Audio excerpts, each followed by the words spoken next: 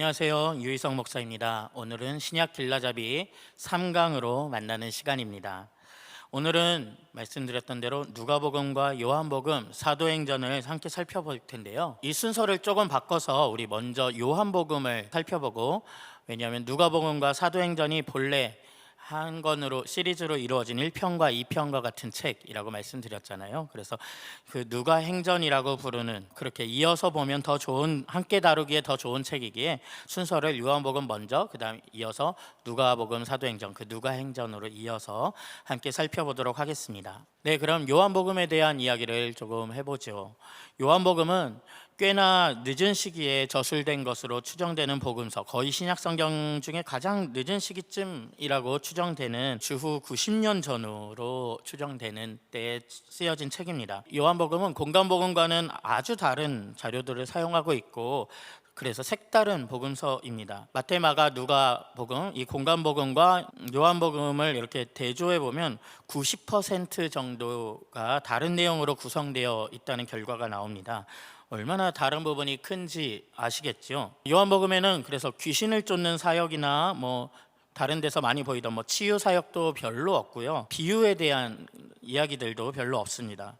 이따가 누가복음을 살펴볼 예수님의 사역에서 가장 중요한 모습 중 하나인 식탁교제, 식사 장면도 요한복음에는 별로 나오지 않는 것들 등의 특징을 가지고 있습니다. 사건 순서도 굉장히 다르죠. 공간복음들에서는 예수님께서 갈릴리 지역을 중심으로 사역을 하시다가, 활동을 하시다가 인생의 마지막쯤에 예루살렘으로 한번 올라가시는 것으로 사역의 동선이 표현이 되는데, 요한복음은 예루살렘을 3번에 걸쳐서 올라가십니다. 그래서 우리가 흔히 요한복음을 기준으로 예수님이 사역 기간이 얼마나 될까, 공생의 기간이라고 부르는 그 기간을 3년이라고 생각하는 게 이 요한복음을 기준으로 우리가 생각하는 거거든요. 왜냐하면 유대인들이 1년에 한 번씩은 예루살렘을 방문하도록 되어 있잖아요. 네, 그런데 이제 요한복음에서 3번 방문하셨기 때문에 예수님의 사역이 3년쯤이었을 거다라고 저희가 추정을 하는 것입니다.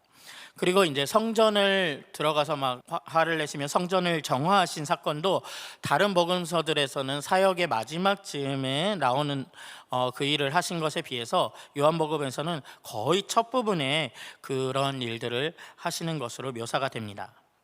사실 어느 복음서이든 예수님의 행적을 역사적 순서를 따라 기록하고 있는 것은 아니라는 것을 이미 이야기했었기 때문에 예수님의 공생의 기간, 실제로 사역하신 기간이 실제로 얼마였을지, 공간복음과 요한복음 중에 어느 쪽이 더 실제 순서에 가까운지는 알기는 쉽지 않습니다. 이 복음서들이 허무맹랑하게 예수에 대한 상상력을 가지고 쓰여진 것이 아니냐라고 누군가 질문하신다면 또 그렇지는 않습니다. 여러분, 이 복음서들이 저술되던 시간이, 이 시기가 주후 60년, 70년, 80년 이때가 예수님을 직접 보고 옆에서 함께했던 많은 사람들이 생존해 있던 기간 중에 이 복음서들이 주로 쓰여졌습니다. 그런데 만약 그 내용 중에 허무맹랑한 이야기들이 거기 들어가 있다면 여러분들이라면 문제 제기를 하지 않았겠습니까? 그런데 그런 일이 없이 이것들이 온 교회에 잘 읽혀졌죠. 그리고 심지어 이 복음서를 쓰거나 읽거나 했던 그들은 그 예수를 위해서, 그 하나님 나라를 위해서 순교하기까지 여기에다가 이 진리, 이 도리에 자신의 삶을 바쳤습니다. 이게 거짓이라고 생각했거나 픽션이라고 생각했다면 도저히 할 수 없는 일, 그리고 이해할 수 없는 일입니다. 그들은 현대적 관점으로 보기에는 어떤 이런 역사적 기술하는 방식과는 좀 다른 방식으로 기록한 것이 이 복음서이지만, 적어도 여기 적힌 내용들이 모두 진실을 말하고 있다고 적어도 정말로 믿었고 자신들의 목숨을 바쳐가면서 그것을 사실은 증명한 것입니다. 그러니 우리는 공간복음과 또 조금은 다른 요한복음이 전해주는 예수님의 모습에 대해서 오히려 이 풍성하고 다양함을 기뻐하고 누리면서 이 복음서들을 읽으면 될 일입니다. 요한복음의 또 하나의 특징 중 하나는 성경을 처음 읽는 사람이 읽어도 이해하기 쉬운 성경이에요. 근데 또 반대로 평생 요한복음 한 권만 연구해도 연구가 끝나지 않는 책이 바로 요한복음이라는 아주 절묘함을 가진 책이기도 합니다. 요한복음은 어휘가 굉장히 절제되어서 적은 단어들로 같은 말들을 표현하고 있고요. 또 이야기도 누구나 이해할 수 있는 내용을 담고 있지만 사실 그 안에 굉장히 상징적인 의미들도 커서 연구가 끝나지 않는 책이기도 합니다. 요한복음은 우리가 앞서부터 살펴보고 있는 구약 성경이 남긴 질문들에 대한 대답을 함에 있어서 세 권의 공강복음보다 더 예수가 누구인지 그 자체를 설명하는 일에 집중을 합니다. 공간복음은 예수가 누구인지를 말하기 위해서 그분의 행적과 삶에 좀 더 집중을 했다면, 요한복음은 누구인가 그 대답 자체에 집중을 하고 있습니다. 그래서 나는 뭐뭐뭐이다, 헬라어로 에고에임이라고 하는데 영어로는 I am 땡땡땡이라고 해당되는 표현이 반복적으로 등장을 합니다.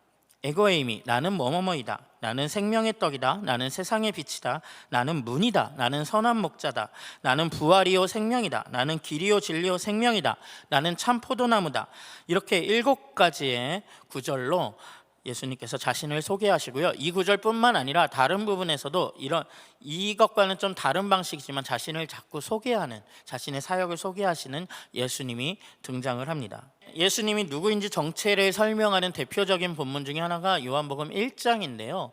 근데 요한복음을 읽을 때 제일 어려운 부분, 잘 안 읽혀지고 이해가 안 가는 부분을 꼽으라면 아마도 이 서론인데, 이 서론인 1장일 거예요.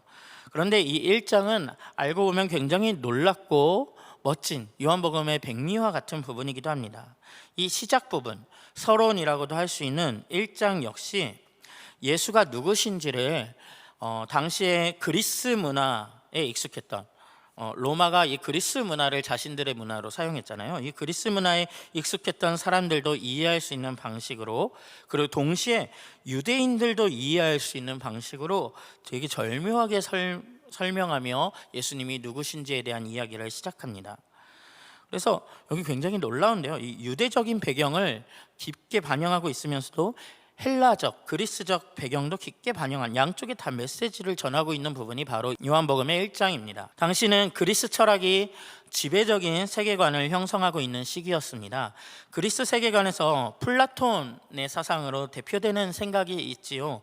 이 세상과 다른 차원의 진짜 세상이 있고 우리가 살아가는 세상은 그 진짜 세상의 그림자에 불과하다는 그런 이원론적인 세계관이 널리 알려져 있었습니다.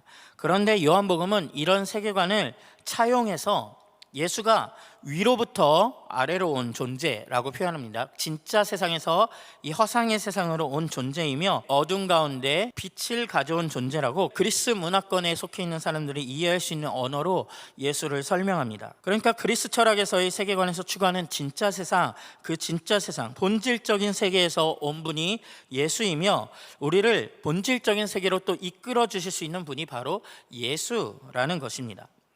그래서 요한복음 3장에 가면 니고데모라는 사람이 찾아와서 대화를 하는데, 예수님은 위로부터 다시 태어나야만 하나님 나라로 들어갈 수 있다고 대답을 하시기도 합니다. 이런 위와 아래, 빛과 어둠이라는 대조는 그리스 철학에 익숙한 사람들에게 굉장히 익숙한 개념이었습니다. 그러면서 그리스 철학의 용어인 로고스라는 단어를 가져와서 예수가 곧 말씀이다라는 말을 하는데, 이 로고스라는 말은 용어 자체는 그리스 철학에서 가져온 것이지만 요한복음은 이 로고스를 구약 성경, 유대인들의 구약 성경인 잠언이라는 그 성경에 나오는 지혜랑 연결을 시킵니다. 이 로고스가 곧 지혜다 이렇게 말하는 거죠. 그래서 잠언 8장에는 지혜가 태초에 하나님과 함께 세상을 창조했다는 이야기가 있는데, 예수가 바로 그 하나님과 함께 세상을 창조했던 잠언 8장의 지혜라는 것입니다. 이렇게 요한복음은 그리스 철학과 유대인들의 전통을 모두 아우르면서 예수가 누구인지를 탁월하게 설명을 합니다. 요한복음이 이런 이야기를 통해 말하고자 하는 바는 예수가 바로 하나님이시라는 것입니다. 예수가 하나님이 온 세상을 창조하시던 그때 그 자리에 함께 있던 하나님이며, 그가 이제 인간의 몸을 입고 우리로 하여금 하나님이 누구신지를 볼 수 있게 하는 미디어지요. 미디어로서 이제 예수를 보면 우리가 하나님이 어떤 분이신지를 알 수 있는 거죠. 그렇게 이 땅에 오신 분이다. 그래서 우리가 그분을 보고 하나님을 알 수 있으니 예수님은 곧 하나님을 알게 하는 말씀이라는 것입니다. 요한복음 3장 16절 굉장히 유명한 구절이죠. 거기에는 하나님이 세상을 이처럼 사랑하사 독생자를 주셨으니 하면서 예수를 독생자라고 표현합니다. 그런데 이 독생자라는 번역은 사실 조금 아쉬운 번역입니다. 우린 독생자라는 말을 들으면 현대 언어로는 이 독생자라는 표현도 익숙하진 않지만, 어쨌든 이 독생자란 말을 들으면 외아들이라는 의미를 강조하는 것처럼 들리잖아요. 실제로 저희가 그렇게 사용을 하지요. 그런데 이 독생자라고 표현한 모노게네스라는 단어인데, 이 단어는 사실 독종자라고 번역하는 것이 더 어울리는 표현입니다. 뭡니까? 종류할 때 종, 그래서 유일하게 하나님과 종류가 같은 자라는 뜻입니다. 즉 하나님과 같은 자, 하나님과 같은 분, 하나님과 같다라는 뜻입니다. 자, 요한복음은 예수님이 누구신지를 직접 설명한다고 말씀드렸잖아요. 나는 뭐뭐뭐이다. 이런 예수님에 대한 설명 모두가 예수가 이 땅의 진정한 왕이요 황제요 하나님이시다라는 의미를 담아 표현하고 있는 표현들입니다. 요한복음은 정말 아까 이미 말씀드린 대로 이 그리스 문화와 유대교 문화 두 마리 토끼를 다 잡고 있는 진술 방식으로 아주 탁월한데요. 그 중에 하나만 더 살펴보자면, 요한복음에서 예수님이 행하시는 첫 번째 사건이 가나의 혼인잔치라고 부르는 요한복음 2장에 나오는 한 사건입니다. 요한복음 내에서 예수님이 첫 번째 기적을 일으키시는 장면인데요. 혼인잔치가 진행이 되는데 갑자기 포도주가 뚝 떨어진 겁니다. 잔치인데 포도주가 없으면 그 잔치는 망하는 거죠. 그런데 예수님께서 물로 포도주를 만들어서 더 맛있는 포도주를 내어놓고, 그때부터 진짜 잔치, 진짜 풍성한 혼인잔치가 이어지는 사건이 등장을 합니다. 이 성경을 읽을 때 굉장히 의아합니다. 왜 이런 사건이 요한복음의 첫 사건이지? 왜 첫머리에 이런 것들이 등장하지? 이게 무슨 의미이지? 굉장히 의아한 장면이거든요. 예수님은 하나님 나라를 혼인잔치라고 자주 비유하십니다. 우리가 살아가는 우리의 일상, 우리의 삶, 우리의 세상은 잔치와는 거리가 좀 멀지요. 힘들고 고되고 늘 결핍투성이입니다. 그런데 하나님 나라는 마치 잔치와 같다는 것입니다. 신나고 즐겁고 행복하고 풍성한. 그런데 이 세상의 잔치는, 그리고 예수님 당시에 특별히 이스라엘 종교는 마치 포도주가 떨어진 잔치처럼 생명력을 잃어버린 잔치와 같다고 빗대어서 그 당시의 실상, 그 당시의 종교, 우리의 세상의 모습을 빗대어서 예수님께서 보여주고 있는 거예요. 그런데 예수님께서 오셔서 진짜 포도주, 정말 맛있는 포도주를 만들어내시며 이제 진짜 하나님 나라, 진짜 그 나라의 혼인잔치가 시작될 것이라는 것을 보여주는, 그래서 그것이 첫 사건인 장면이 바로 그 혼인잔치의 사건이라고 볼 수 있습니다. 그런데 동시에 당시의 생활권이었던 그 그리스 신화에는 디오네소스라는 포도주의 신이자 풍요의 신, 그리고 황홀경의 신이 있었습니다. 지금 예수는 물로 포도주를 만들므로써 그리스 문화권에 있는 사람들에게도 진짜 풍요, 진짜 풍성함을 가져오는 신은 그리스 신이나 로마의 황제, 그런 체제 따위가 아니라 바로 예수라는 것을 선언하면서 이 요한복음을 열고 있는 것입니다. 뿐만 아니라 요한복음은 그리스 문화를 넘어서는 그리고 유대교를 연결하는 방식을 취함과 동시에 유대교의 어떠한 사람들이 가지고 있던 생각들을 뛰어넘는 존재로서 예수를 또 보여줍니다. 예를 들어 예수님이 자신을 요한복음 4장에서 생수의 근원이라고 말씀하시는데, 유대인들은 야곱의 우물이라는 걸 믿었어요. 야곱의 우물은 곧 하나님이 주신 언약을 표현하는 상징하는 상징물인데, 그런데 예수님이 자신이 생수의 근원이다 표현하실 때 그것은 곧 그 유대인들이 믿고 있던 야곱의 우물을 능가하는 이가 바로 나다라는 말씀을 하시는 겁니다. 자, 요한복음이 어떤 책인지 조금 감이 오시나요?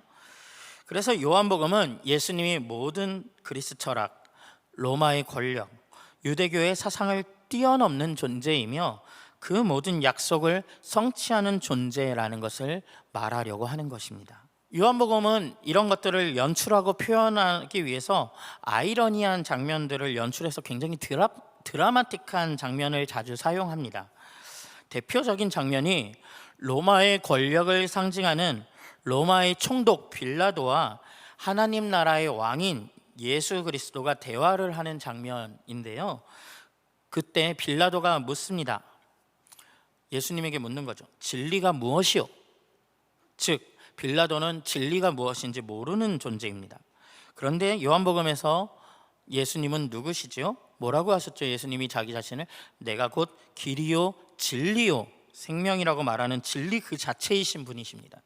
그런데 이 재판은 굉장히 아이러니하게도 진리를 모르는 자가 진리 그 자체인 분을 판단하고 심판하는 것으로서 진행됩니다. 요한복음은 이런 아이러니한 장면을 통해서 세상의 권력과 하나님 나라의 모습을 보여주고 있습니다. 요한복음 내에서 아무것도 모르는 사람들이 하나님 나라의 일을, 하나님의 계획을 우연히 선포하는 장면들이 등장을 해요. 예수님의 인기가 높아지니까 두려움을 느낀 대제사장이 한 사람이 자기 민족을 위해 죽는 것이 낫다라고 예수님을 죽여야 한다라는 의미로 말을 하는데, 그건 정말로 예수님께서, 하나님께서 온 인류를 구원하시려고 가져오신 계획에 대한 이야기지요. 그 대제사장의 아무것도 모르는 말로써 하나님의 계획이 온 세상에 선언되는 일들도 소개되기도 합니다. 가장 큰 아이러니는 요한복음은 예수님이 십자가 지시는 일을, 예수님의 죽으심을 영광이라는 표현으로 부릅니다. 요한복음에서는 예수님이 내가 이제 영광에 들어야 한다, 영광의 때가 왔다, 영광의 시간이다, 이런 말씀을 자꾸 하시는데, 그건 곧 십자가를 지실 시간이 왔다는 뜻이고 내가 곧 십자가를 지고 죽어야 한다라는 의미입니다. 굉장히 이상하지요?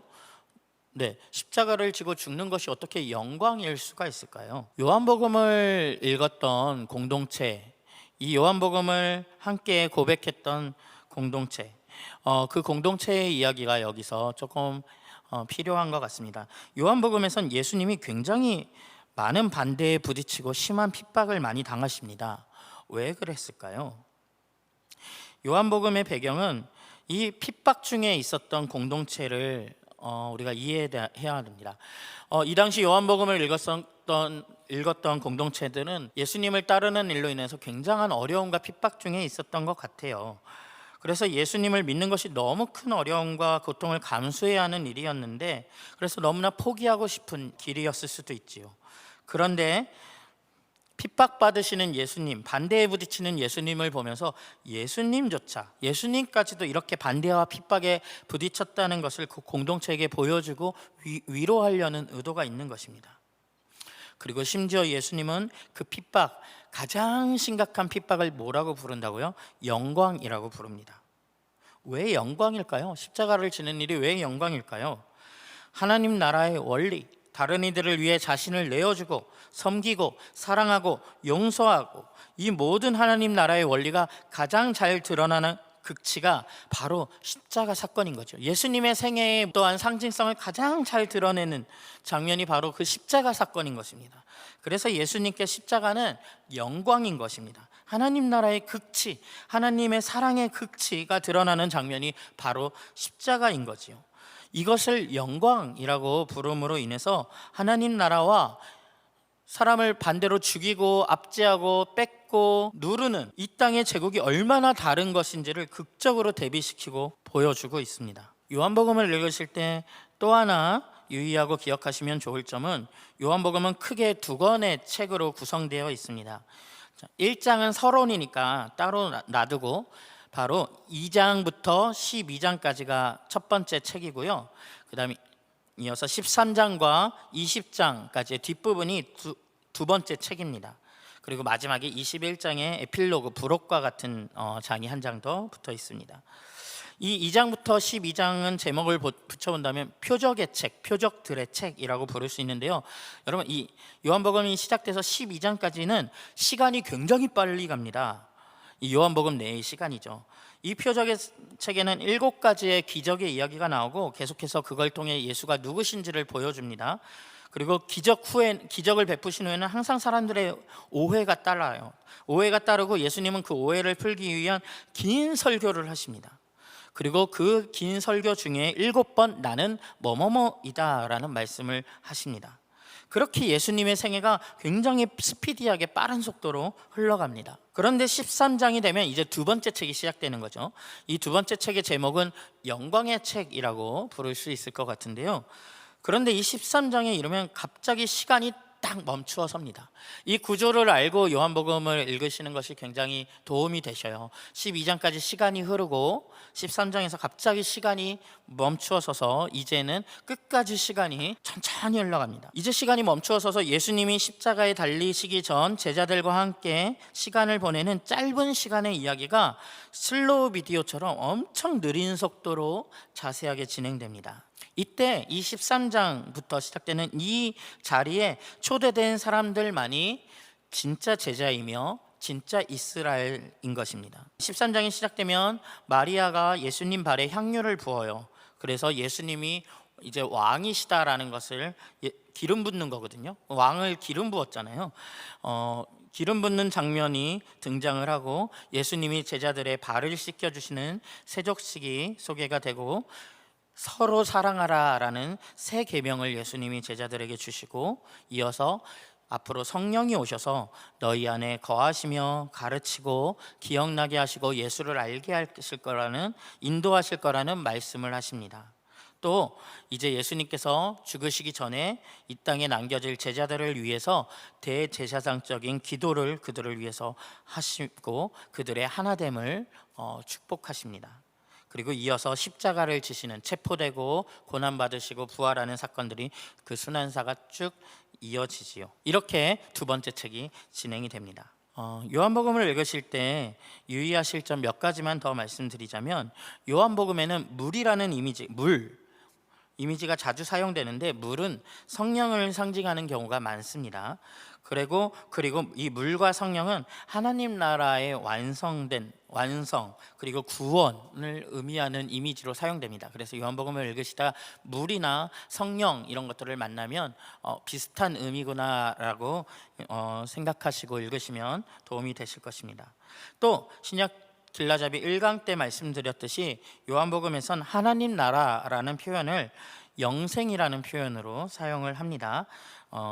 오는 세대가 하나님 나라잖아요. 오는 세대의 생명이라는 의미를 담아서 영원한 생명, 영생이라고 표현을 합니다. 그래서 요한복음에서 영생이라는 단어가 나오면 오래 사는 생명이 아니라 하나님 나라라는 의미라는 것을 기억하고 이 요한복음을 읽으셔야 합니다. 그래서 요한복음은 이 예수가 누구신지를 직접적으로 설명을 하면서 세상을 모두 뛰어넘는, 그러나 세상과는 본질적으로 다른 하나님 나라, 그리고 그 나라의 왕이신 예수를 우리에게 보여주며 우리가 어려울지라도, 우리가 반대와 핍박을 이 땅 가운데 경험할지라도 그것이 참 영광의 길이라는 초대로 우리를 초대합니다.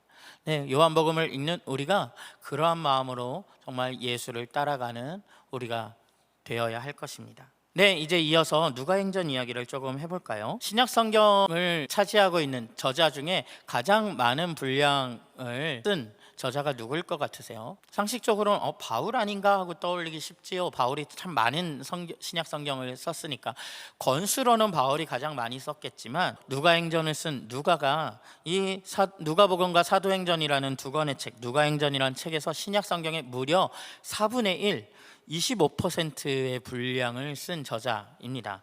그러니까 누가행전이라는 책이 두 권의 책이 차지하는 분량이 어마어마하지요. 그런데 누가복음 저도 너무 좋아하는 성경이고요. 특별히 또 사도행전, 여러분 사도행전이라는 책이 없었다면은 참 우리가 예수님 시대 이후에 교회의 역사가, 교회의 흐름이 어떻게 진행되었는지를 우리가 알기 너무 어려웠을 것입니다. 바울의 편지를 통해 막 우리가 조금씩 추측해 볼 수는 있겠지만 너무 작은 조각들일 것 같아요. 그런데 이 사도행전이라는 책이 있음으로 말미암아 예수님의 시대가, 예수님이 하늘로 오르신 후에 이 제자들과 이 교회들이 어떤 방식으로 쭉 세계 선교를 이루어 갔는지를 우리가 비로소 알 수 있는 것입니다. 그래서 이 누가라는 저자가 이 기독교사회, 우리의 신앙에 기여한 바는 매우 크다고 할 수 있습니다. 이 누가행전을 쓴 누가라는 사람은 의사이죠. 골로새서 4장 14절엔 의사인 누가라는 소개가 직접 나옵니다. 굉장히 고등교육을 받은 사람이었던 것 같고요. 이 누가행전, 누가복음과 사도행전의 이 헬라어 문체가 굉장히 유려합니다.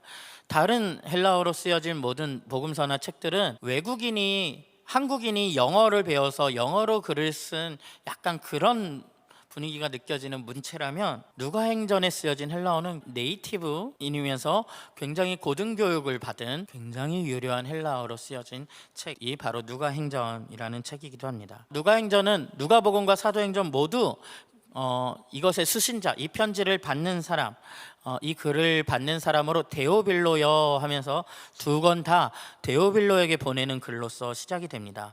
이 데오빌로라는 사람은 실존 인물이었는지 아니면 가상의 인물이었는지는 잘 모르겠어요. 왜냐하면 데오빌로란 이름 자체가 굉장히 흔한 이름이기도 했고요. 이 뜻이 하나님의 사랑받는 자 또는 하나님의 친구 뭐 이런 뜻이어서 그냥 가상의 어떤 하나님을 따르는 모든 경건한 사람들을 뜻하는 말이었을 수도 있습니다. 또는 당시에는 글을 쓰는데 굉장히 큰 돈과 물질적 후원이 필요했거든요. 아무것도 일을 못하고 글을 쓰는 거죠. 우리처럼 쉽게 막 타자치며 쓰는 게 아니었기 때문에 글을 쓴다는 건 굉장한 후원들이 필요한, 물질적 보조가 필요한 일이었기 때문에 어쩌면 이 저술의 후원자일 수도 있었겠다라는 추정도 있습니다. 이 누가행전은 이 누가복음에서부터 사도행전에 이르는 이 긴 여정 동안에 성령으로 시작해서 성령으로 마무리되는 이야기 구조를 가지고 있습니다. 누가복음이 시작되는 첫 머리에는 예수님의 탄생을 앞두고 이 성령으로 충만해서 이 탄생에 기여하고 있는 사람들의 이야기가 등장을 합니다. 사가랴, 엘리자베스, 마리아 같은 성령의 사람들의 이야기가 예수님의 탄생을 앞두고 이어지고요. 또 예수님이 성령으로 잉태되어서 이 땅에 오시는 것으로 시작이 되지요. 사도행전의 끝에 가면 성령께서 하시는 말씀으로서 이 사도행전이 또 마무리돼서 성령으로 시작해서 성령으로 끝나는 이 모든 사건과 일을 주도하시는 분이 성령으로 묘사되는 것이 이 누가행전의 특징입니다. 또 한 가지 이 사도행전을 열고 닫는 키워드는 하나님 나라입니다. 하나님 나라를 선포하시며 예수의 사역이 시작되고, 바울이 사도행전 마지막에 가면 이렇게 기록되어 있어요. 그는 아무런 방해도 받지 않고 아주 담대하게 하나님 나라를 전하고 주 예수 그리스도에 관한 일을 가르쳤다. 그래서 마지막 절입니다. 마지막 절에, 사도행전의 마지막 절은 하나님 나라를 가르치는 것으로서 이 사도행전이 끝이 납니다. 이 누가복음부터 사도행전으로 이어지는 이 긴 이야기는 결국 이 확산되는, 성령이 주도하셔서 확산되는 하나님 나라 이야기가 여기에 소개되고 있고요. 누가가 이 누가행전을 통해서 보여주고자 하는 예수의 모습은, 예수는 곧 모든 사람, 모든 인류의 구원자다라는 것을 전하고 싶어 합니다. 그래서 이야기가 점점 그 무대가 세계사로 확장이 돼요. 갈릴리에서 처음에 시작된 이야기가 예루살렘으로 옮겨가고 사마리아의 이야기로 옮겨가고, 사도행전에 가면 이제 고넬료라는 이방인에게까지 복음이 전해지는, 그리고 마침내 로마에 이르기까지 쭉 이야기가 확산되는 구조를 가지고 진행이 됩니다. 네, 이렇게 누가행전의 이야기가 하나의 통일성을 가지고 쭉 이어지는 구조를 가지고 있고요. 이제 누가복음의 이야기를 먼저 조금 더 자세하게 해보지요. 이 누가복음은 굉장히 모든 기록을 할 때 자세하고 길게 기록하는 것이 특징입니다. 한 절이 막 엄청 긴 절들도 있어요. 한 절이라고 할 수 없는 한 장도 굉장히 많은 이야기를 담고 있습니다. 그래서 우리가 얻는 유익들이 참 크죠. 여러분, 예수님의 유년 시절, 어린 시절 이야기 같은 것들, 이 누가복음이 없었으면 우리는 전혀 알지 못했을 이야기인데, 예수님의 어린 시절 이야기가 누가복음에 등장해서 우리가 얼마나 풍성한 예수님의 모습을 볼 수 있는지 모릅니다. 또 세례 요한에 대한 이야기도 다른 복음서를 읽었으면 세례 요한이 근데 누구야? 어디서 온 사람이야? 이럴 수 있는데, 누가복음을 딱 펼치면 사가랴의 아들이었어 하면서 읽을 수 있는 그런 다양한 이야기를 담고 있는 것이 누가복음의 특징입니다. 누가복음은 서론이 되는 이야기들 안에 굉장히 의미심장한 자신의 하나님 나라에 대한 핵심들을 담아놨습니다. 대표적으로 누가복음의 앞부분에는 마리아, 예수님의 어머니인 마리아가 부르는 찬가, 노래가 등장을 하는데요. 거기에 이런 구절이 등장을 합니다.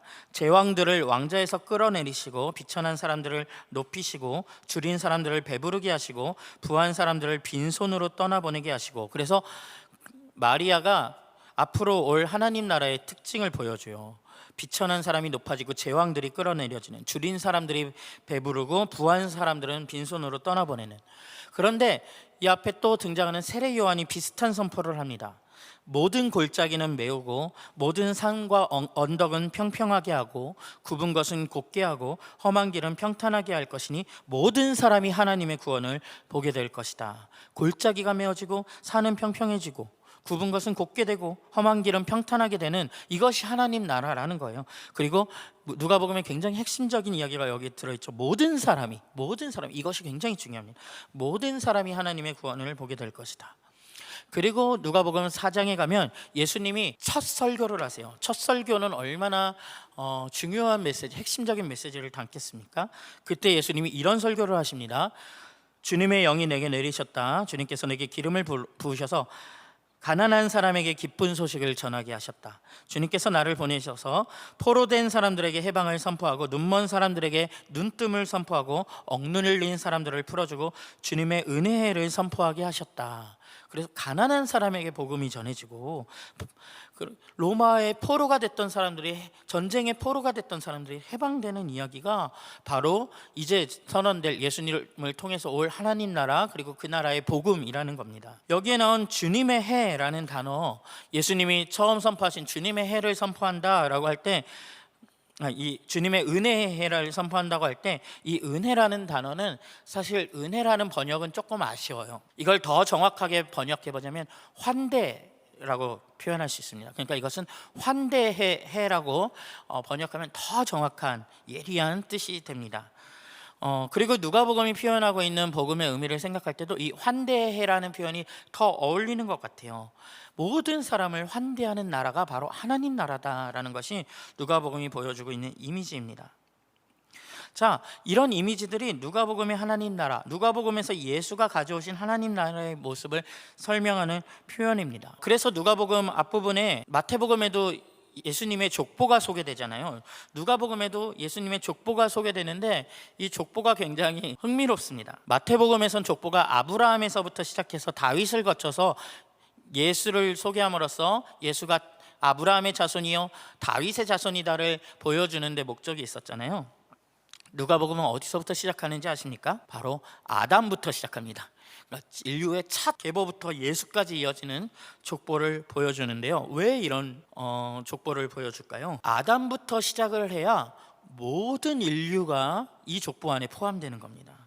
그러니까 모든 인류가 하나라는 의미, 이 복음에 해당되는 의미, 아브라함의 자손만이 이 복음을 따르는 사람들이 아니라 아담의 자손, 모든 인류죠. 모든 인류가 이 복음의 대상이다라는 이야기를 보여주고 싶은 거지요. 이런 환대의 복음을 보여주기 위해 누가복음이 보여주고 있는 대표적인 장면, 대표적인 이미지가 예수님의 식사 장면입니다. 식탁 교제의 식사 장면.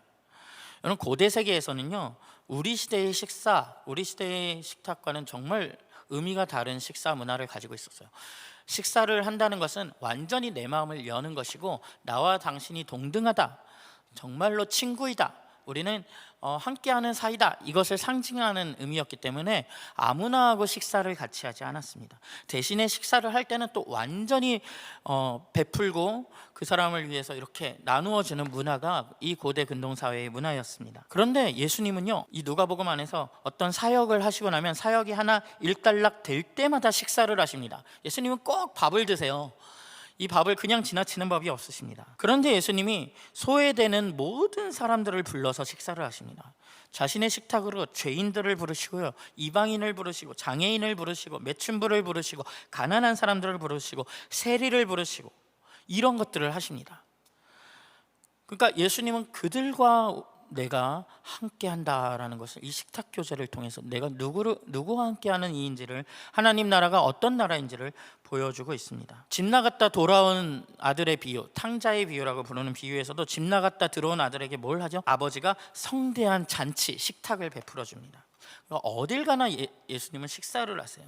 그러니까 이 식탁이라는 자리가 경계, 모든 사회적인 이 인간의 소외의 경계를 허무는 자리로서 등장을 합니다. 또 누가복음은요, 여성들에 대한 관심이 굉장히 많습니다. 예수님이 탄생하실 때 마태복음은 요셉에게 천사가 나타나고 요셉이 어떤 일들을 했는지를 보여주는데, 이 누가복음에선 요셉은 뭐 하는지 보이지도 않아요. 요셉이 어디 간지 모르겠어요. 마리아, 여성인 마리아와 세례 요한의 어머니인 엘리사벳의 역할이 굉장히 두드러지게 나타나고요.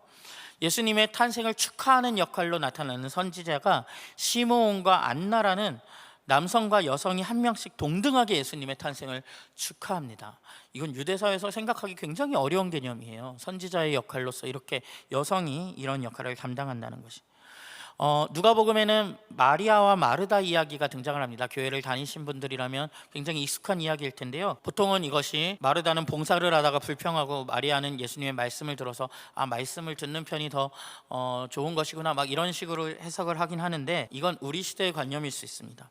당시의 관념으로 이것은 이 장면만으로 굉장히 충격적인 이야기입니다. 마리아라는 여성이 남성 선생님의 발치에 앉아서 배운다는 것은 제자들에게만 허락되는 이야기고, 제자란 존재는 남자들을 뜻하는 것이거든요. 같은 방안, 같은 공간 안에 여성이 그 발치에 앉아서 제자가 되어서 그 말씀을 배운다는 건 굉장히 충격적인 이야기입니다. 누가복음은 오히려 이 장면을 보여주고 있는 것입니다. 누가복음의 제자들은 다 무전취식을 해요. 예수님과 함께 다니시면서 뭐 돈 버는 일도 없이 계속 이 하나님 나라의 일을 가르치고 그냥 사람들이 주는 것을 먹습니다. 당시에 어떤 랍비와 그들을 따른 제자들의 문화였습니다.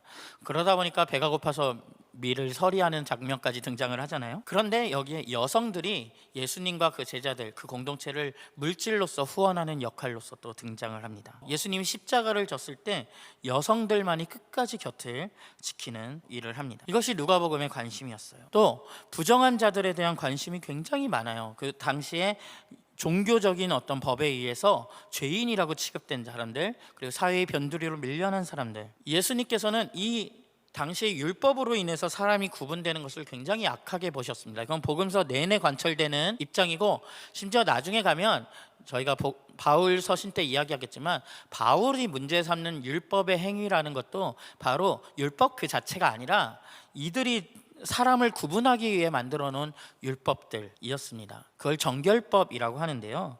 정결법에는 음식법, 그러니까 음식을 어떻게 먹냐에 따라 의인과 죄인이 구분되고, 안식일법, 안식일을 지키느냐 마느냐, 할례를 받았느냐 마느냐는 할례법, 이 세 가지가 바로 정결법에 해당되는 이야기였습니다. 그런데 예수님께서는 이 정결법을 계속해서 깨트려요. 이 정결법이 사람을 짓기 때문에 이것을 깨트리는 자로서 오셔서 이런 모든 경계를 허무는 것으로서 누가복음 안에 등장을 하십니다. 그 백미가 예수님이 세리장인 삭개오를 만나는 사건입니다. 자신의 민족의 어떠한 재산들을 수탈해서 로마에 세금을 갖다 바치고 자신도 자신의 재산을 착복하는 자들, 세리 중에 세리장이 바로 삭개오였는데, 예수님은 그 세리장을 먼저 찾아가시고 그를 자신의 백성으로 자신과 함께하는 자로서 받아주시죠. 또 하나 누가복음의 이러한 급진성은 물질과 이 부에 대한 입장에도 드러납니다. 아까 마리아 창가에서도 이야기가 나왔잖아요. 부한 자들을 빈손으로 가게 하시고 가난한 자들을 배불리게 하신다는 선언이, 그리고 골짜기가 메꿔지고 산이 평탄해진다는 이야기가 누가복음 내내 등장을 하는데요. 이 물질의 역전이 일어납니다. 일단 예수님이 흙수저예요. 예수님이 태어나실 때 그 부모가 정결 예식을 해야 되는데, 가장 가난한 사람들이 그냥 성전에서 주는 공짜 비둘기, 이것을 바치는 집안으로 묘사가 됩니다. 예수님이 되게 가난한 집안에 오셨음을 일부러 보여줘요, 누가복음은. 마태복음에서 산상수훈 팔복이라고 부르는 심령이 가난한 자는 복이 있나니 하는 본문이 누가복음에 똑같이 등장을 하는데, 누가복음에선 산에 안 올라가시고 평지에서 그 설교를 하시거든요. 그런데 그때 이렇게 말합니다. 가난한 자는 복이 있나니 하나님의 나라가 너희 것임이요. 뭐죠? 심령이라는 말을 빼버렸어요.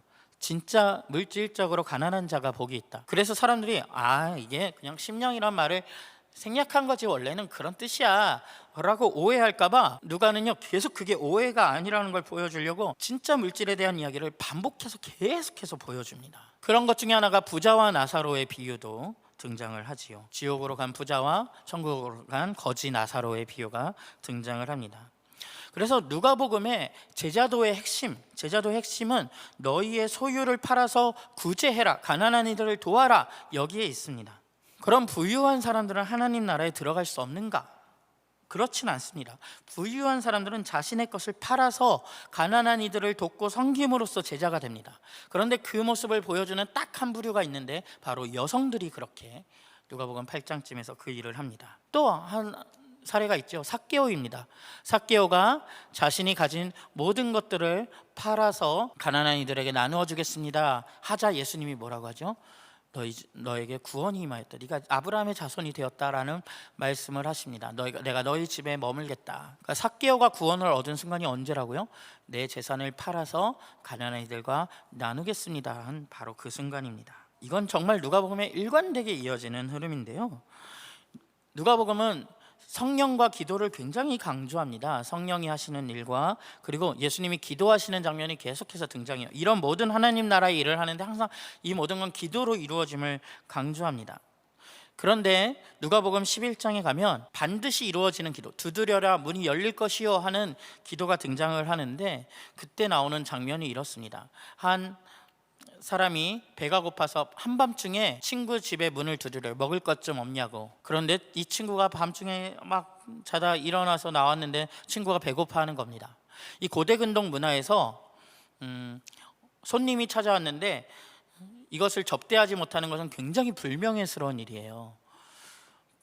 그래서 이 사람이 어떻게 하냐면 다시 옆집에 가서 문을 두드려서 자기 친구에게 먹을 것을 좀 내줘야 되는데 먹을 것 좀 빌려달라고 간청을 합니다. 그러자 그 사람이 먹을 것을 내주고 그것으로 친구를 대접하는 일이 나온 후에 두드려라 열릴 것이요 너희가 구하는 것을 얻지 못할 것이 없다. 가장 좋은 것으로 하나님이 너희에게 주신다라는 이야기가 나옵니다. 우리는 이걸 앞부분은 떼고 뒷부분만 보통 읽으면서 뭐든지 기도하면 이루어진대 이렇게 우리의 소원을 이루는 수단으로 기도를 이해하는데 여기에 담긴 의미를 잘 보십시오. 그가 뭘 구했습니까? 자신의 창피를 무릅쓰고 그 한밤중에 다른 이웃의 집을 문을 두드려서 내 친구의 주림, 배고픔을 면하게 해달라는 부탁을 하는 기도가 지금 들어진 거죠. 누가복음이 보고 있는 제자도의 모습은 바로 이런 것이고 반드시 이루어지는 기도의 모습도 이러한 기도를 했을 때 하나님께서 자신의 명예를 걸고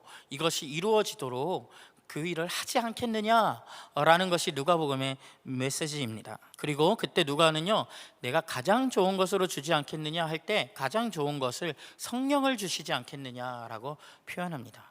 누가는 이 모든 일들이 이루어지는 근본에 성령의 주도하심이 있다는 것을 계속해서 강조하고 누가가 이해하는 가장 좋은 것이란 성령입니다. 근데 이런 흐름들이 누가복음 안에 계속해서 같이 등장하는 거예요. 그리고 누가복음의 9장 51절부터 19장 27절에는 여행 이야기가 등장을 합니다. 여행하면 뭐가 생각나시나요? 사도행전이 떠오르시지 않나요? 네, 사도행전이 계속 여행하는 이야기인 것처럼 누가복음에도 이 여행 내러티브가 동일하게 등장을 하는데 이 여행 9장부터 19장으로 이어지는 이 여행이 누가복음의 굉장히 중요한 장면들이 여기 다 등장을 합니다. 제자도의 핵심이 등장을 합니다. 누가복음은 비유가 굉장히 풍성한 성경이거든요. 복음서입니다. 탕자 비유, 선한 사마리아인 비유, 막 그런 유명한 비유들이 누가복음에 많이 등장을 합니다. 그런데 이것들이 다 여행할 때 등장을 해요.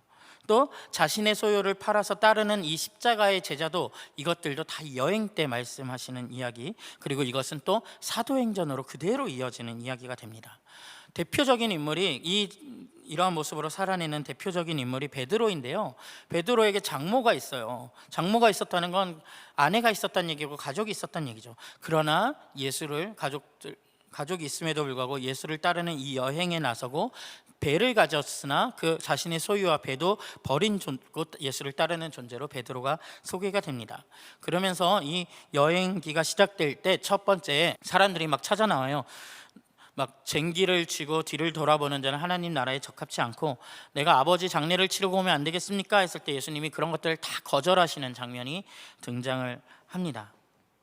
그러니까 이 누가복음은 정말 자신의 소유, 자신이 가진 것들을 버리고 예수를 따르는 제자도를 여기 이렇게 보여주고 있고, 이 제자도의 핵심이 바로 이러한 장막 정신, 예수를 따라가는, 자신의 소유를 어디에 두지 않고 따라가는 여기에 있음을 보여주는 것. 이것은 사도행전으로도 이어지는 정서입니다. 네, 누가복음이 이런 흐름을 따라서 쭉 이야기가 진행되고요. 이것이 그대로 예수님이 부활 후에 사도행전으로 지금 이어지고 있습니다. 사도행전, 여기서 전이라는 단어는 춘향전, 홍길동전, 전이 뭐죠? 이야기라는 뜻입니다. 사도행전은 말 그대로 사도들의 행적을 담은 이야기가 되는 것이죠.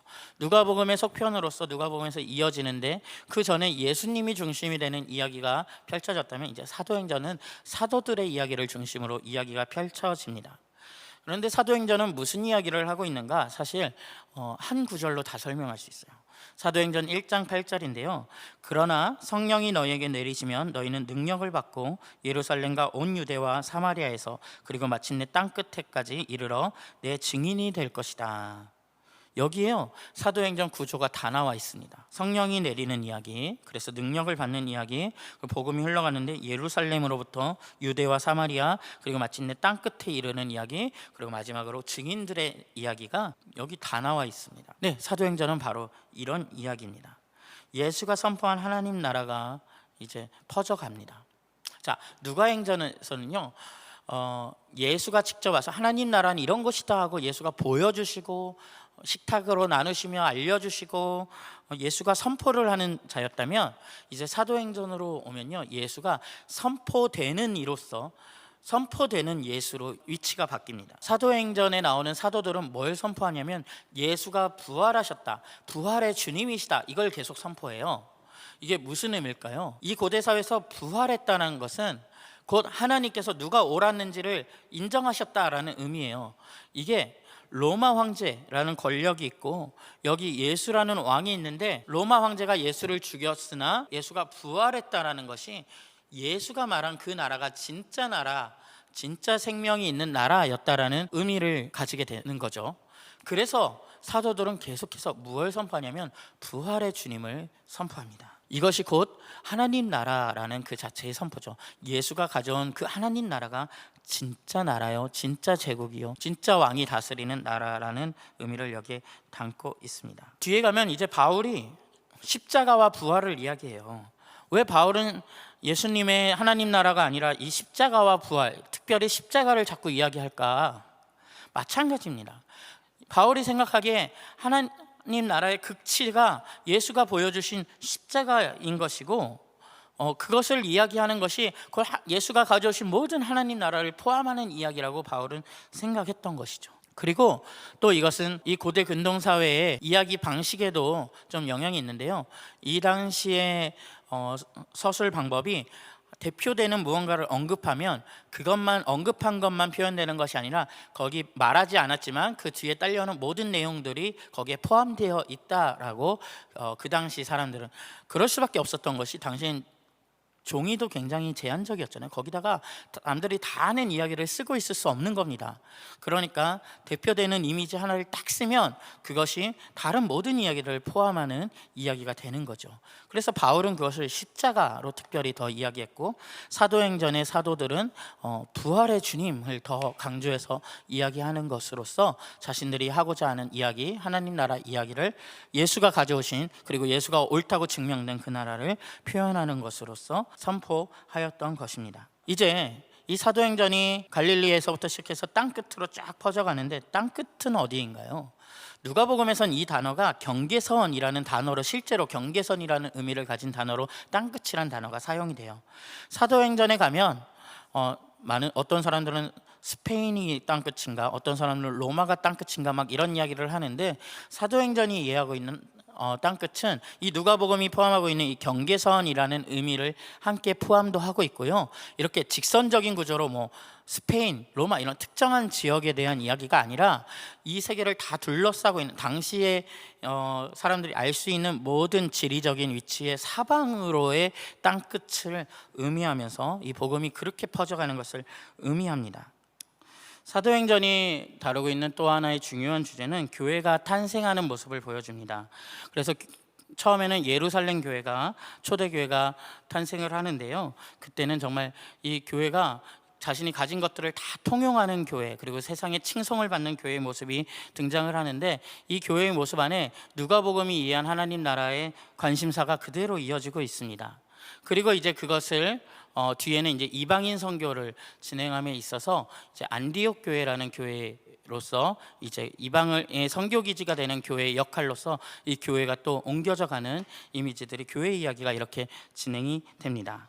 사도행전은 크게 1부와 2부로 나누어 볼 수 있는데요. 1부는 예루살렘 교회의 이야기이고요. 거기서 뭐 예루살렘에서 일어난 일과 박해 때문에 또 흩어지는 일들, 사람들의 이야기가 등장을 합니다. 그리고 사도행전 2부에 가면 사도 바울이 주인공이 된 이야기가 나옵니다. 바울이 전도 여행을 하고요. 그다음에 바울의 투옥과 로마로 가는 이야기가 등장을 합니다. 그리고 이 이야기들 속에서 누가복음부터 사도행전 1부까지는 베드로라는 인물을 통해서 예수가 알려주신 십자가의 도, 그 제자도를 따르는 제자의 모습이 어떠한 모습인지를 베드로를 통해 보여줬다면, 사도행전 2부부터는 바울이라는 제자를 통해서 그 제자도의 모습을 보여줍니다. 자, 생각해 보시면 당시 선교가 막 하나님 나라가, 교회들이 세워져가는 과정에 베드로와 바울만 그 일을 했을까요?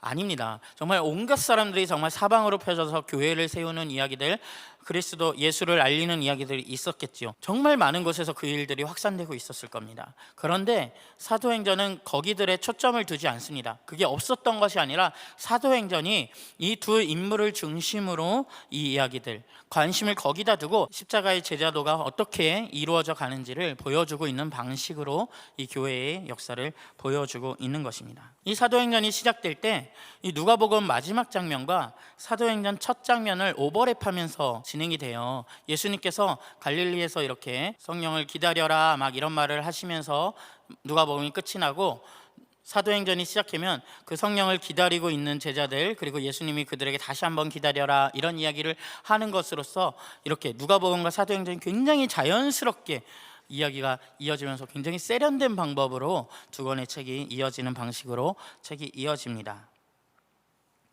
그래서 1장에서는 성령을 기다리는 사람들의, 준비하는 사람들의 이야기가 나오고, 말씀드린 대로 2장부터 7장에선 예루살렘 선교 이야기, 그다음 8장부터 9장에선 유대와 사마리아의 선교 이야기가 나오는데, 여러분 이것으로 쭉 이어지는 사도행전의 모든 사건에는 특징이 있습니다. 바로 성령이 이것들을, 모든 일들을 주도하신다는 것입니다. 처음에 제자들이 성령을 기다렸는데 성령이 임하는 오순절 성령 사건이 일어납니다. 제자들이 갑자기 성령을 받았고, 제자들이 막 각자의 말로 방언을 하기 시작하고, 사람들이 막 각지에서, 예루살렘에 순례를 왔던 사람들이에요. 그 사람들이 막 각지에서 자기의 말로 막 알아듣고 예수의 이야기를 듣고 가서 각지로 흩어지는 사건이 일어납니다. 자, 이 사건이 의미하는 바는 무엇일까요?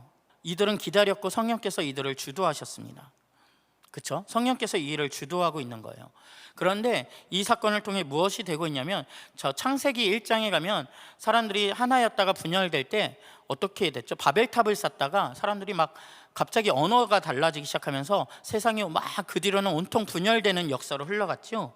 근데 여기서 갑자기 한 사람이 말하는데 온갖 언어로 들리기 시작하면서 그 흩어졌던 언어가 모아지는 지금 회복이 일어나고 있는 거예요. 또 이건 로마의 제국과 대치되는 이미지를 보여주는데요. 로마라는 제국은 타 문화, 타국들을 정복하면서 어떻게 하죠? 자신들의 언어를 강요하고 문화를 강요해서 압제합니다. 그런데 여기는 어떻게 됐죠?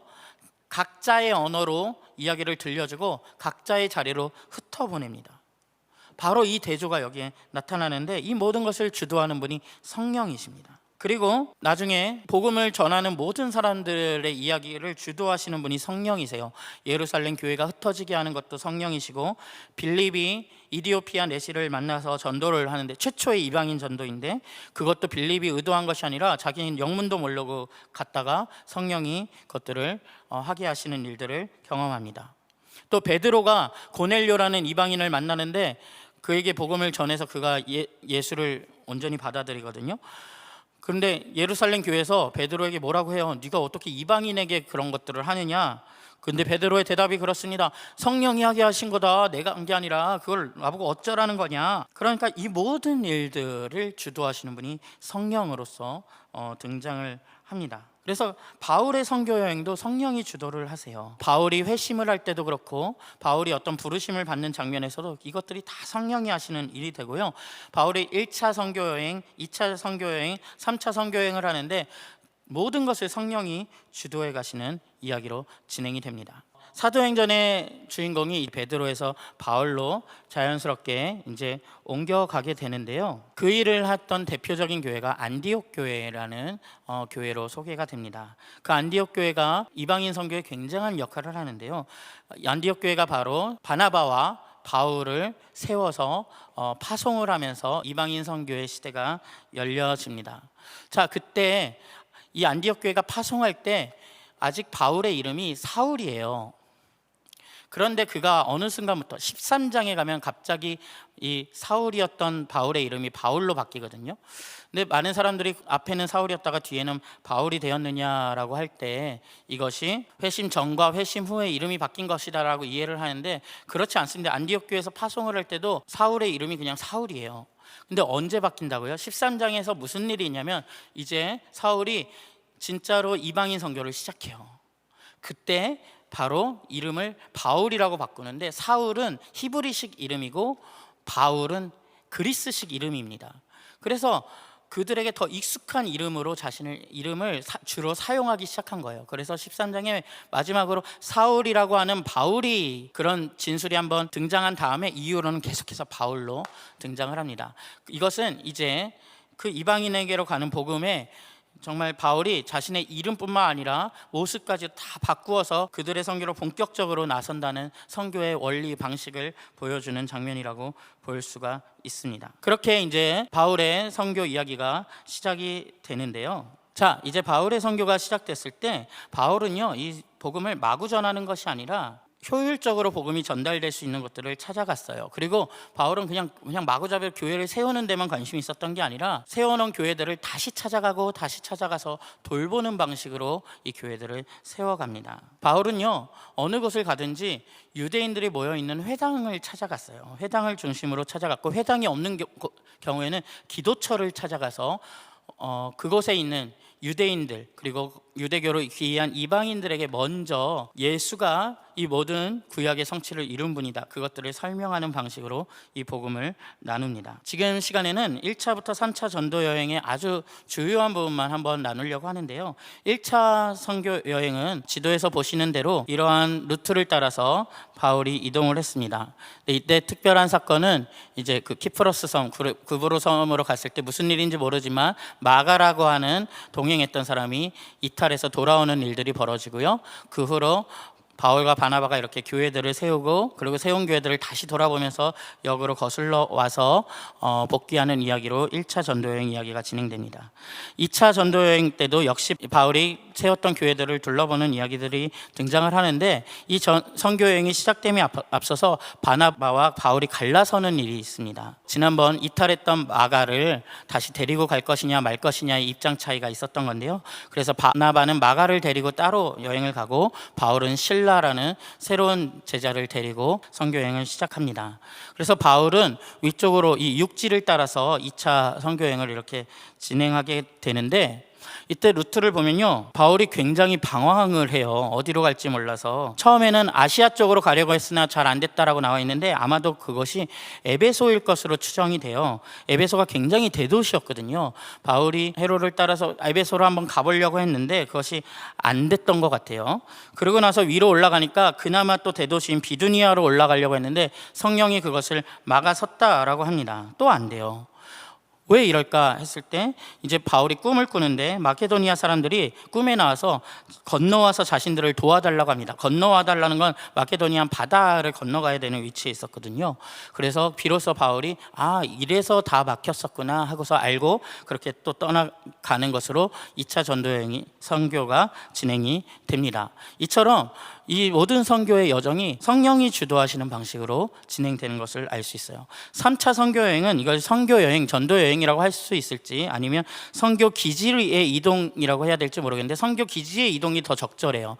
이 안디옥이 중심이었던 곳이 이제는 에베소가 중심이 되는 위치로 옮겨가고 여기서 이제 뭐 몇 군데를 또 돌아서 그 유명한 아테네로 또 가서 전도도 하고 이런 일들이 3차 선교 여행에 진행이 됩니다. 그리고 바울은 마지막에 가면 자신이 가려고 했던 또 로마로 가게 되는 여정들이 등장을 하는데요. 이 마지막이 재미있습니다. 사람들이 바울이 언젠간 로마에 다다를 것을 기대하면서 사도행전을 쭉 읽는데 이제 로마로 이제 가서 어떤 일이 벌어질까를 막 기대하면서 딱 있는데 사도행전의 끝에 바울이 로마로 가는 끝을 보여주질 않아요. 이건 굉장히 의도된 결말인데요. 일부러 비워둔 것이죠. 무엇입니까?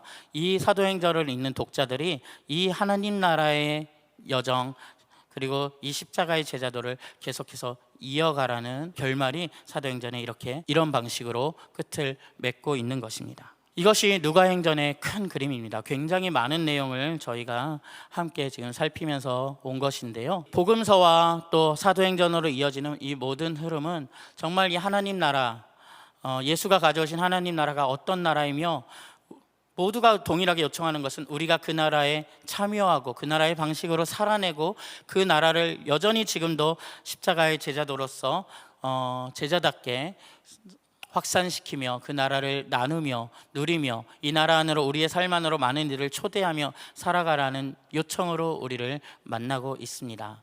네, 복음서를 읽어가는 우리가 그 안에 이 나라를 가져오신 예수를 정말 만나며 사랑하는 일들이 깊어지면 좋겠고요. 정말 사도행전의 이야기처럼 우리가 그 길을 따라가며 기쁘게 그것들을 이루어가는 일들이 우리 안에 풍성해지기를 기대합니다. 네, 다음 시간에는 바울 서신으로 모두를 만나 뵙겠습니다. 감사합니다.